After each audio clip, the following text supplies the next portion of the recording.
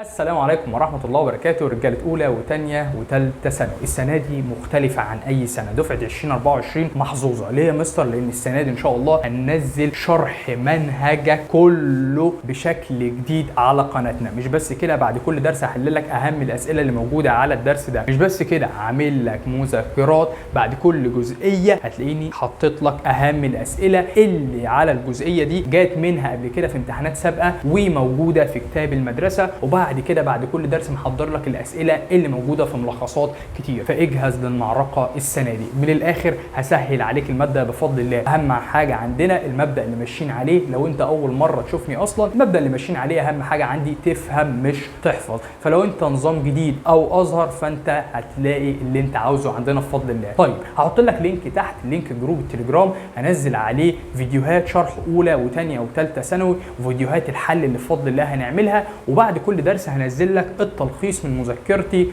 برضو على الجروب ده. طب لو في ناس عاوزه المذكره على بعضها فاحنا بنبيعها PDF بجزء بسيط، لكن لو انت من محافظه السويس او اسماعيليه او اي محافظه حوالينا نقدر نوصلها لك ان شاء الله لحد البيت. فاطمن، احنا معاك على اي وقت. طب يا مستر انا عاوز اتابعك باستمرار، هحط لك برضو رقم الواتس بتاعي تحت، سجلني واسجلك وتتابع الاستوريهات بتاعنا كده. يا عم انت ما عندكش اي حاجه، يعني انت لو عندك اولى ثانوي او ثانيه ثانوي ومش حابب تنزل دروس فالموضوع سهل عليك، مفيش اي مشكله. ثالثه ثانوي انت بتنزل درس ممكن تستفاد مننا من الشرح والاسئله، وان شاء الله هيبقى اسئله كتاب الامتحان وهنجيب ان شاء الله كتاب الوسام ونبدا نحل الكتابين مع بعض. اطمن، عاوزك تشير الفيديو ده لكل زمايلك علشان يعرفوا المعجزه اللي هتحصل ان شاء الله في القناه، ولايك للفيديو ده وسبسكرايب للقناه لو انت اول مره تشوفنا. السلام عليكم ورحمه الله.